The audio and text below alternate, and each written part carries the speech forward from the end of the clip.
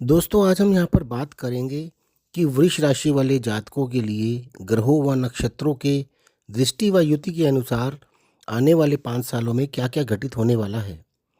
उसमें आपके कार्यक्षेत्र, शिक्षा, विवाह, संतान, मकान, वाहन, बीमारी, जॉब, लव, धन, भाई बहन, माता पिता, विदेश यात्रा तथा कोर्ट केस सबके बारे में बात करेंगे। दोस्तों आप सब जानते हैं कि वृष राशि चंद्रमा की उच्च राशि है। चंद्रमा जब अपनी उच्च राशि में होते हैं तो यह चंद्रमा की बहुत ही अच्छी पोजीशन मानी जाती है और चंद्रमा यहाँ पर बहुत ही खुश होते हैं।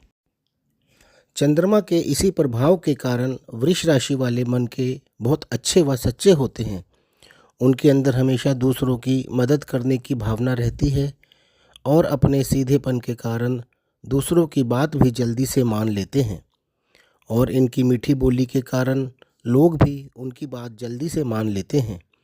उनके चेहरे पर वो अट्रैक्शन होता है कि उनकी बात को कोई जल्दी से मना नहीं कर पाता। ये लोग बहुत मेहनती होते हैं, इस वजह से कई बार मतलबी लोग इनका नाजायज़ लाभ भी उठाकर चले जाते हैं और उसका उनको ना कोई रिगार्ड मिलता है और ना ही कोई रिवार्ड।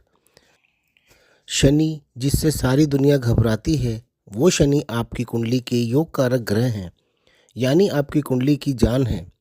यदि शनि आपसे खुश हैं तो सभी ग्रह चाहकर भी आपका कुछ नहीं बिगाड़ पाएंगे।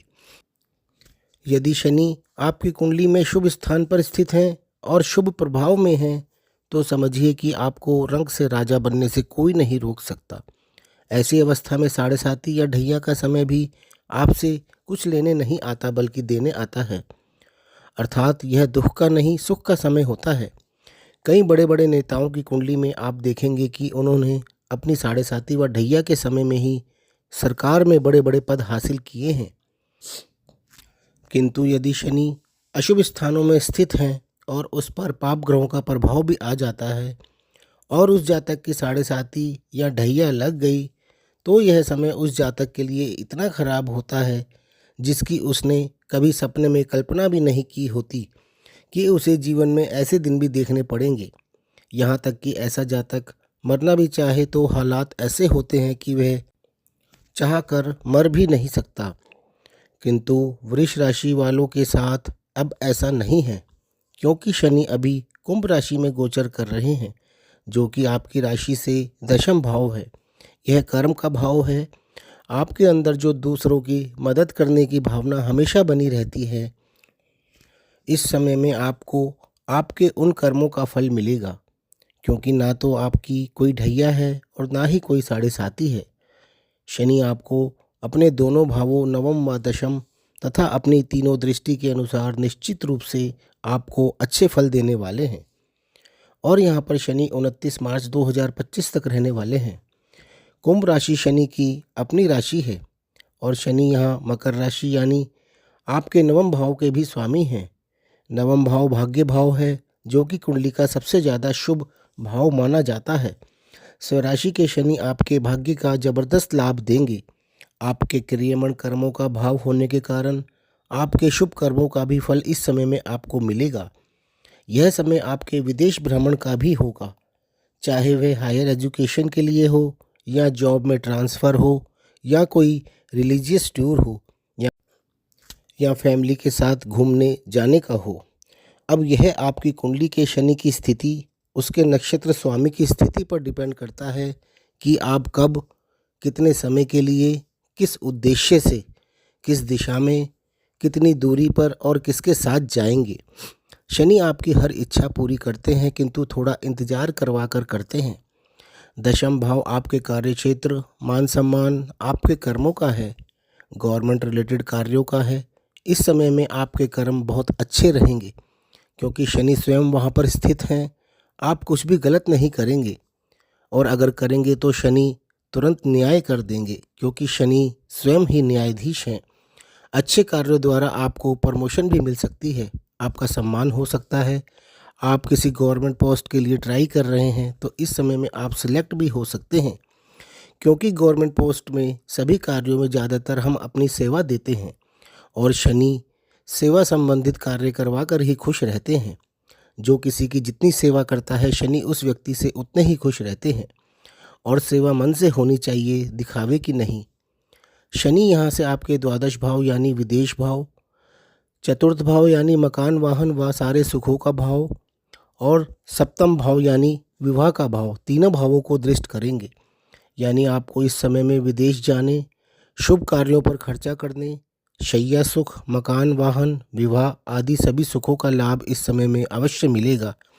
और कितना मिलेगा, ये सब संबंधित भावों में पड़ रही राशि व ग्रह व उसके नक्षत्र स्वामी की स्थिति के अनुसार ही मिलेगा। शनि की दृष्टि उन भावों को एक्टिवेट कर देगी और 1 मई 2024 तक आपके द्वादश भाव पर शनि गुरु का दोहरा गोचर भी रहेगा। अर्थात द्वादश भाव 1 मई 2024 तक एक्टिवेट रहेगा। यानी 22 मई 2023 से 1 मई 2024 तक आपके विदेश जाने के बहुत ही प्रबल योग रहेंगे, क्योंकि 1 साल तक गुरु आपके विदेश भाव में गोचर करेंगे। 29 मार्च 2025 को शनि आपके एकादश भाव में रहेंगे, जो कि इच्छा पूर्ति का भाव है और लाभ का भाव है। इस भाव में हर ग्रह अपना शुभ फल ही प्रदान करते हैं। किसी भी भाव में शनि दोबारा 30 साल बाद ही आते हैं, इसलिए शनि का गोचर बहुत ही विशेष होता है। इस भाव में शनि के गोचर का अर्थ है कि आपकी प्राप्तियों की कोई भी सीमा नहीं होगी। यह मौका 30 साल के बाद आएगा। आपके सारे मनोरथ व इच्छाएं इस समय में अवश्य पूर्ण होंगी ही होंगी। शनि का यह गोचर आपसे परिश्रम भी करवाएगा और आपको सुख व सुविधाएं भी प्रदान करेगा, क्योंकि यह इच्छा पूर्ति का भाव है। इस भाव में सभी ग्रहों ने अपना फल अच्छा ही देना होता है और शनि की प्रवृत्ति है कि देते सब कुछ हैं, किंतु देर से देते हैं और मेहनती बना कर देते हैं, मेहनत करवा कर देते हैं। इस भाव में शनि 3 जून 2027 तक रहेंगे और नवम और दशम भाव के फल तो देंगे ही, जो पहले दे रहे थे और पहले से अच्छे ही देंगे। साथ ही अपनी दृष्टि वाले भावों के भी शुभ फल देंगे। शनि की दृष्टि एकादश भाव से आपके लग्न पर होगी, आपके पंचम भाव पर होगी और आपके अष्टम भाव पर होगी। आपको इन भावों के भी शुभ फल शनि इस समय में प्रदान करेंगे, जिससे आप स्वयं, आपकी संतान, आपकी शिक्षा, आपके अफेयर्स, बुद्धि, शेयर्स से लाभ, आपकी आयु, ससुराल, रिसर्च और अचानक लाभ आदि आते हैं। आपका यह समय भी ढैया व साढ़े साती से मुक्त है, इसलिए निश्चित रूप से आपका यह समय बहुत ही अच्छा जाने वाला है। 3 जून 2027 को शनि मेष राशि में प्रवेश कर जाएंगे और अक्टूबर में वक्री होकर वापस मीन राशि में आ जाएंगे और फिर 23 फरवरी 2028 को दोबारा से मेष राशि में प्रवेश करेंगे और 17 अप्रैल 2030 तक मेष राशि में रहकर अपने प्रभाव देंगे। मेष राशि आपकी राशि से द्वादश भाव में आती है। इस समय को हम साढ़े साती का समय कहते हैं।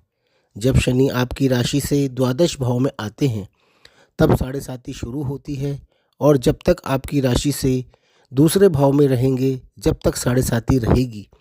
यानी कि शनि का गोचर जब तक मेष, वृष व मिथुन राशि में रहेगा, यह समय आपकी साढ़े साती का समय रहेगा। जैसा कि मैंने आपको पहले बताया है कि यह ज़रूरी नहीं है कि यह समय आपके लिए खराब ही हो। यह समय आपके भाग्योदय का समय भी हो सकता है। डिपेंड करता है कि आपकी कुंडली में आपका लग्न क्या है, शनि को किन किन भावों का स्वामित्व प्राप्त है और शनि स्वयं किस भाव में स्थित है और शनि पर शुभ ग्रहों का प्रभाव आ रहा है या पाप ग्रहों का प्रभाव आ रहा है। और यदि आपके कर्म सही हैं तो शनि आपके साथ कभी गलत नहीं होने देंगे और आप अपने कर्म अभी से ही सही रखिए ताकि उस समय में आपको कष्ट ना हो, क्योंकि आपको पिछले जन्म के कर्मों के साथ साथ कुछ कुछ इस जन्म के कर्मों का फल भी साथ में भोगना पड़ता है। तो दोस्तों, ये था चंद्र राशि वृष वाले जातकों के लिए शनि के गोचर के अनुसार 17 अप्रैल 2030 तक का राशिफल। बाकी ग्रहों के प्रभाव के लिए आप अपने लग्न के अनुसार राशिफल देख सकते हैं। यदि चंद्रमा आपके लग्न में ही स्थित है तब आप वृष लग्न का राशिफल देख सकते हैं, अन्यथा आप अपने पहले भाव में स्थित राशि यानी अपने लग्न के अनुसार देख सकते हैं। तो दोस्तों, आपको यह वीडियो पसंद आए तो इसे लाइक ज़रूर कर लें और हमारे चैनल को सब्सक्राइब भी कर लें। धन्यवाद।